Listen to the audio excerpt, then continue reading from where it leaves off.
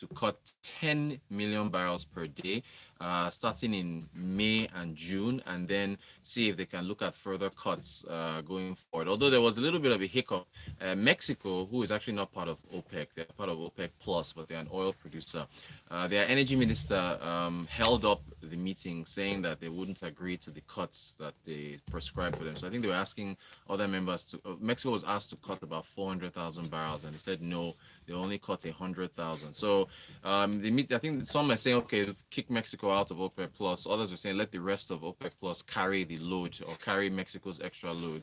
And then some said let's keep negotiating. So that was where things ended, and oil actually started to fall following the meeting, because initially, even at 20 million barrels per day, the glut, as I said yesterday, is estimated to be 35 million barrels. So while there was some temporary euphoria with prices going up, started to come down when they came out with the 10 million barrel number. But again, there's a G20 energy ministers meeting today, and they said they're going to continue to monitor how oil moves going forward. So I guess it's it's mixed news. So because we'll have to see how things turn out.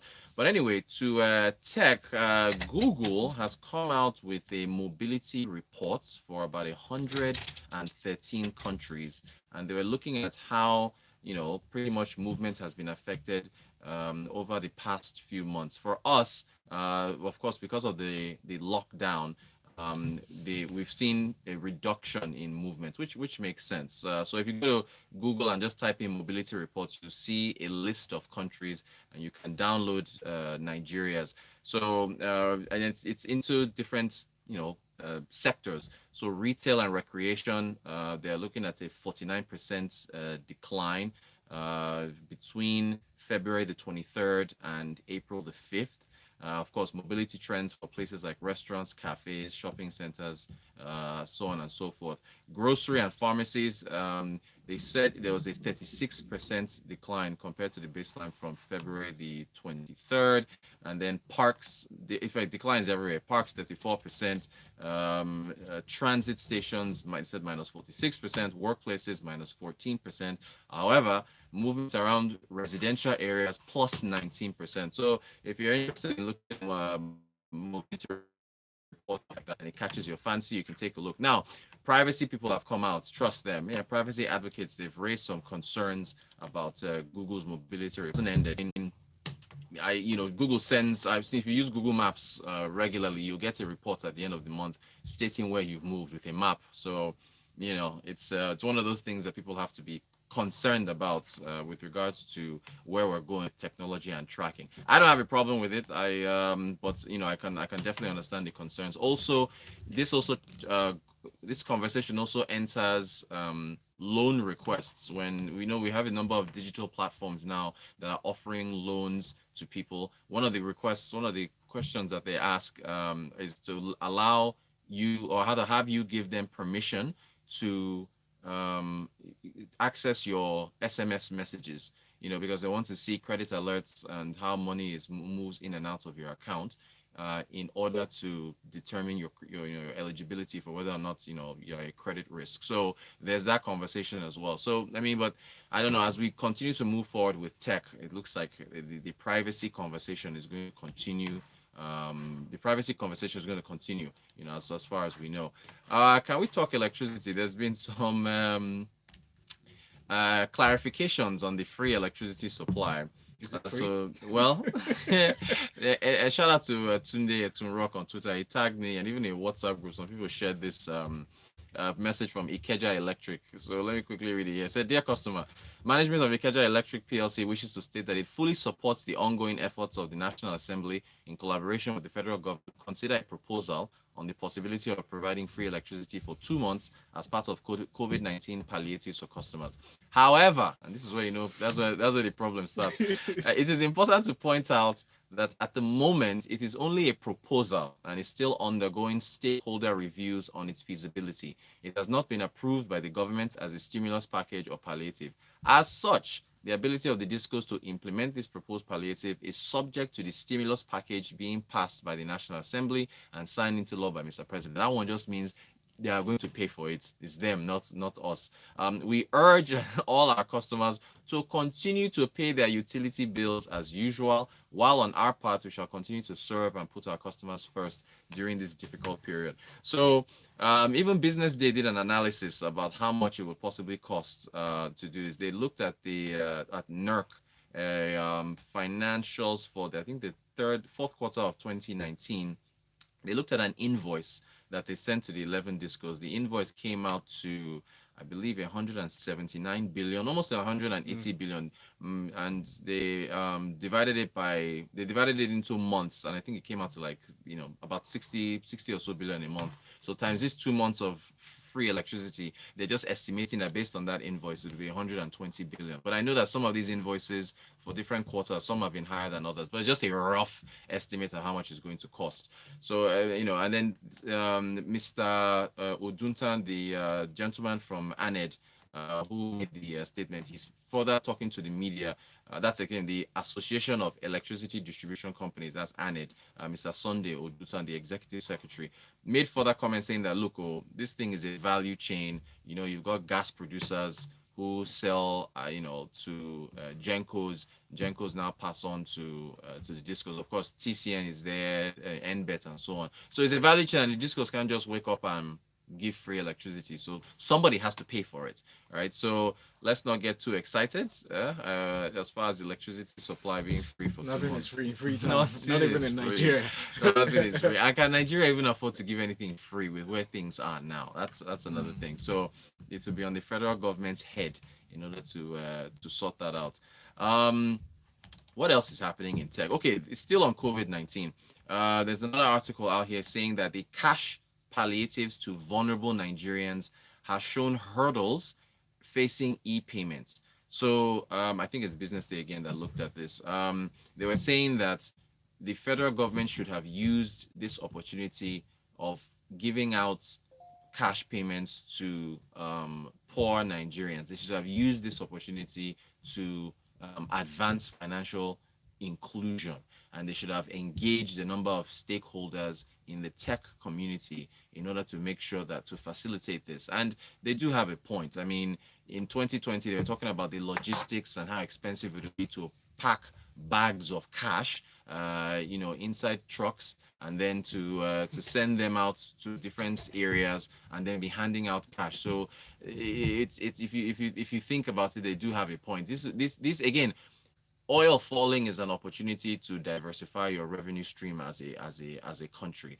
Lower revenues have to make you innovative to look elsewhere. Also, the fact that you have a chance here through your conditional cash transfers to the poor is an opportunity for you to advance financial inclusion. Remember that Gordon Emefiele, when he was reappointed for another 5-year term, he gave a roadmap, and he said that he was moving the financial inclusion target, which was at 80% for 2020. We didn't meet it. I think about like 60 or so percent, to 95% in 2023. So it was a convenient way of kicking the can down the road, and then also setting a higher target, which makes the central bank look ambitious. But then you have to ask yourself about the reality of whether or not financial inclusion can be achieved. So it is now opportunities like this where COVID-19 is hitting the country, and you now want to transfer money, give money to people. It looks very, very, it's a very congested movement. So to actually start putting cash inside trucks and then driving them out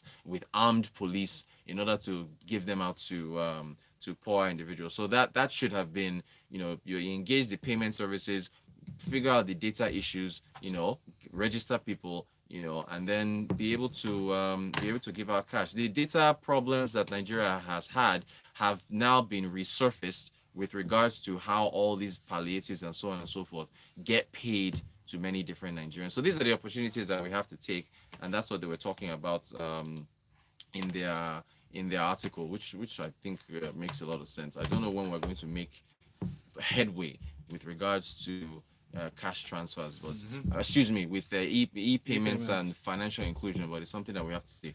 We have a message from Benga Akomo. He said the first one. He said, if the deal had not been done on provision of free electricity for Nigerians, why make an announcement and raise hopes unnecessarily? Benga, thank you. It's important. Thank you. Dude, we love announcements much. We love media rounds. We love do the headlines. Work first. And then say, we've agreed, we've sorted it out. Oh, yeah, take. Is mooting and I get this. There's plans for meeting set for... Come on. Henry Manuel says, the temptation for poorly thought through fiscal policy is high. Government should not pay for electricity. It's already subsidized. In fact, we borrow to pay for the subsidy. Federal government, please look away. Good point. Ibrahim says, how come I haven't heard of any country partnering with Google or any of these smaller tech companies to monitor movements around the lockdown states? It sounds more efficient than just deploying the police and military around.